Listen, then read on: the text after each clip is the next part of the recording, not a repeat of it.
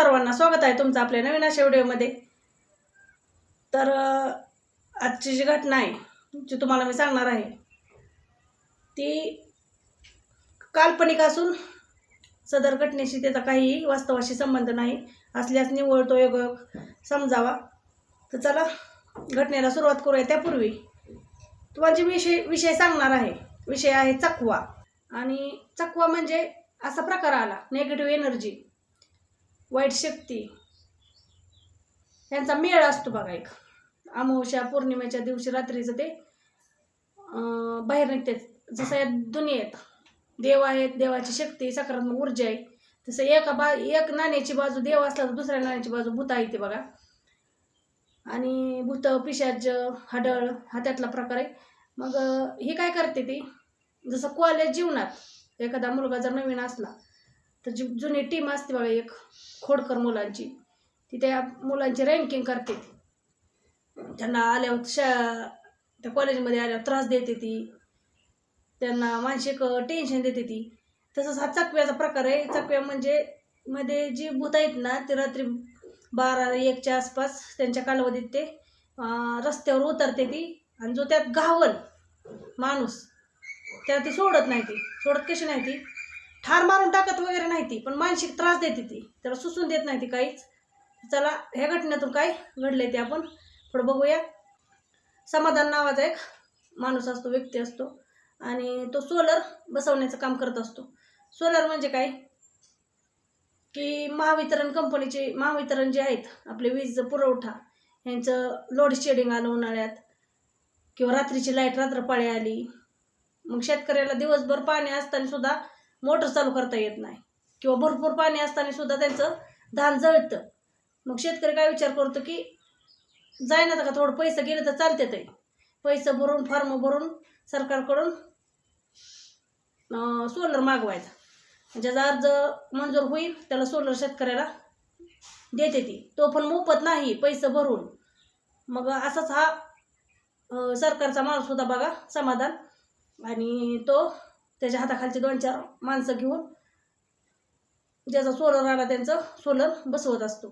मग बसवल्यानंतर बसवायला जात असल्यानंतर आज एका शेतकऱ्याच्या घरी त्याला सोलरचं सामान टाकायला त्याची टीम गेली बघा।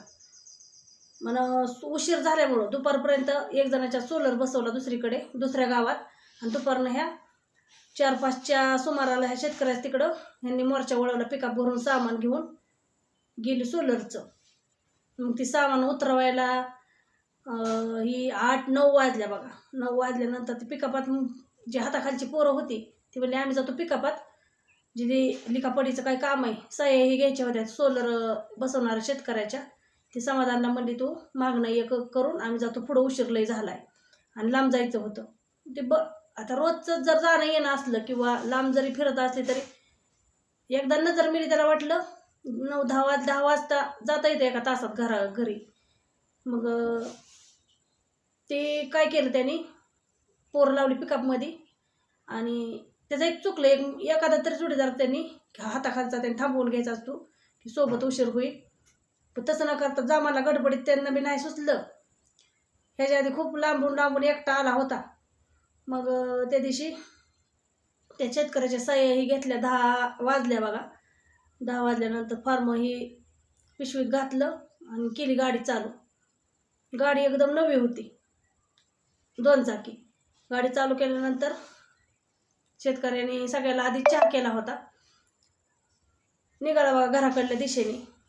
शेतकऱ्याच्या घरापासून अर्ध्या किलोमीटरवर गेल्यानंतर तो ज्या रस्त्याने आला होता तो रस्ता त्याला दिसत ना, पुढं नुसती झाडी आणि जंगल आणि पाऊल वाट दिसायची। मग मला ही येताना मला दिशाभूल झाली का काय मला गडबडीत कळलंच नाही, हीच असेल मला पाऊल वाटेने निघू आपण। त्या पाऊल वाटेने, जंगलातल्या पाऊल वाटेने झाडे झुडपातनं तो गाडी चालवायचा। खूप वेळ गाडी चालवल्यानंतर 1-2 किलोमीटर झाल्यानंतर त्याच्या असं लक्षात यायचं, जिथून आपण सुरुवात केली, ज्या झाडापासून सुरुवात आपण केली तिथंच येऊन आपण उभा राहतोय। एकदा झालं, दुसऱ्यांदा मला ते झाड दुसरीकडे असलं, म्हणला चला आपण आता महादेवाचं नाव घेतलं, महादेवाचा भक्त होता समाधान, आणि चला म्हणला. अजून थोड्या वेळाने रस्त्याला येताना आठवायचं की हा रस्ता नव्हता, पण बाहेर गावी गेल्यानंतर कोणता रस्ता काय एका दिवसात लगेच माणसाला कळत नाही. तसंच त्याचं दिशाभूल त्याला वाटलं माझी दिशाभूल झाली, आता तरी बाहेर आपण डांबरीला निघल. शेतकऱ्याचं घर डांबरीपासून 3 ते 4 किलोमीटर अंतरावर रानात शेतात होतं.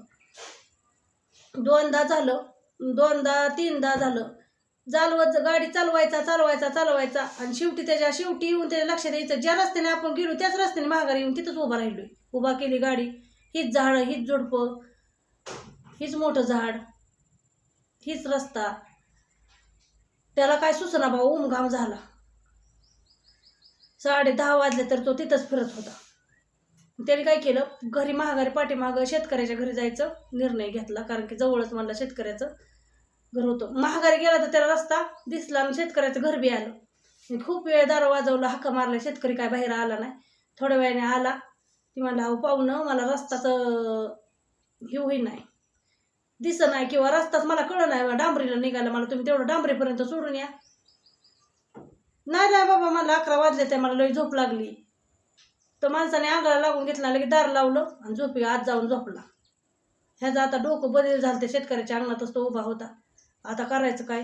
चला म्हणलं. अजून महादेवा त्याने हर हर शंभूचं नाव घेतलं आणि निघाला बघा. जसा तो तिथं आला अर्ध्या किलोमीटरवर घरापासून, अजून बी त्याला तीच रस्ता दिसेना. रस्ता दिसायचा पण त्या रस्त्याने जायचा बी, पण त्याच्या लक्षात यायचं की आपण गेलेलो महागारीची येऊन उभा राहतोय. 1-2 किलोमीटर जातोय पुढं जातच नाही, डांबरीकडे रस्ताच जाईना. पुन्हा अजून 2 चक्र झाल्या. त्या टायमाला त्या समाधानच्या डोक्यात आलं बघा की आपण चकव्यात घावलोय किंवा आपण भूताच्या फेऱ्यात घावलोय. आपल्याला काही सुटी देत नसते ती. अंगाचं थरथर कापत होतं, डोक्यातनं अंगातनं मुंग्या यायला लागल्या, घाम यायला लागला. मग समाधानी म्हणलं, महादेवा शंभू, काहीतरी रस्ता दाव आणि मला ह्यातनं बाहेर काढ. अशी देवाला कळकळीची विनंती केली, डोळं झाकून तिथंच गाडी उभा बसून. आणि केली गाडीला स्टार्टर चालू. आता पहिल्या किका राहिलं नाही, त्या आता मुठीतच स्टार्टर चालू केलं नवीन गाड्यांचं. शिट्टी सगळ्याच आता सर्वच गाड्या तसं आहे. तर ती केली चालू आणि बरोबर 1-2 किलोमीटर, 1 किलोमीटर पुढं गेलं की त्या एक पिकअपवाला पुढून आला होता बघा त्याच्याकडं. त्याला महादेवाने दिशा दावली की हा पिकअपवाला तुला बाहेर काढू शकतो. त्या पिकअपवाल्याला थांबवलं हात करून, म्हणलं, मला पाहुणं रस्ता चुकलोय, मला डांबरीला काढून द्यावं. बारामती रस्त्याला म्हणलं मला डांबरीला काढून द्या. तर ती पिकअपवाल्याने पिकअप महागारी वळवलं. बघा किती माणुसकीची असते ती, काय इतकी नीच असते ती. आता त्याच्या सोलर बसवायला आहे तो माणूस, आपला सोलरवाला म्हणतोय माझा रस्ता चुकलाय, मला हे होईना, मला माझ्यासोबत चला, किंवा मला सांगा कुठनं जायचंय ते तरी सांगा. त्याच्या तोंडावर दार लावलं, घरात जाऊन झोपला. आणि हा पिकअपवाला तिकडून आलता, त्याने महागारी गाडी वळवली. मला तुम्हाला मी डांबरीला घालवून येतो. तो पिकअपवाला म्हणला, माझ्या पिकअपाच्या मागणं हलवू नका, मी पुढं पिकअप चालवतो, तुम्ही माझ्या पिकअपाच्या मागं या. मग तो चांगला ती महादेवानीच त्या पिकअपवाल्याला लावला असेल, म्हणलं असेल ही माझा भक्त मला ही मागतोय, मार्ग मागतोय, माझ्यावर संकट आले, भक्त म्हणतोय मला मार्ग दाखवा. मग ते पिकअपवाला पुढं आणि त्याच्या मागं तो समाधान असा गाडीवर मागं असं करत बरोबर 4 किलोमीटरवर त्याला डांबरी गावला. आणि त्याच्या असं लक्षात आलं त्या 4 किलोमीटरमध्ये की कोणीतरी त्याच्यासोबत चांगली शक्ती आहे की ती म्हणते भिवू नको मी आहे. आणि तो जेव्हा येताना 5 वाजता सामान घेऊन जो रस्ता होता तोच रस्त्याने पिकअपवाल्याच्या मागं तो निघाला. म्हणजे ह्याचा अर्थ तो चकव्यातनं बाहेर आला. आल्यावर सगळी घटना घरी आईवडिलांना बायकोला सांगितली. दुसऱ्या दिवशी सुद्धा त्या माणसाचं आई वडील म्हणजे लवकर जा, लवकर सोलर बसवून लवकर घरी ये. दुसऱ्या दिवशी सकाळी 9लाच मुलं घेऊन तो त्या माणसाच्या घरी सोलर बसवाय गेला आणि 5ला तर काम उरकून घरी आला. दिवसा काय त्याला चकवा दुसऱ्या दिवशी लागला नाही.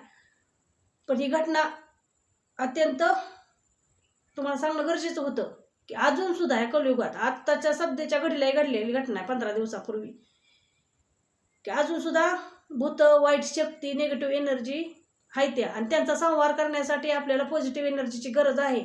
आपल्या देवाच्या भक्तीची गरज आहे, देवाच्या नावाची गरज आहे. देव आपल्या मदतीला धावून येणं इतकी आपल्या अंगात भक्ती असावं की आपण हाक मारल्यानंतर त्याला येणं भाग असावं. आता हे नास्तिक लोकांना काही काहींना आवडत नाही किंवा पटत नाही की देव आहे नाही, ते विज्ञानाचा विज्ञान असतं. पण जे आस्तिक आहेत, जे त्यांचं देवावर निव्वळ भक्ती, अंधश्रद्धा नाही, निव्वळ भक्ती देवावर, त्यांच्यासाठी हा विषय खोल आहे. व्हिडिओ कसा वाटला? व्हिडिओ आवडला तर एक लाईक करा, सबस्क्राईब करा. चला भेटूया पुढील व्हिडिओमध्ये.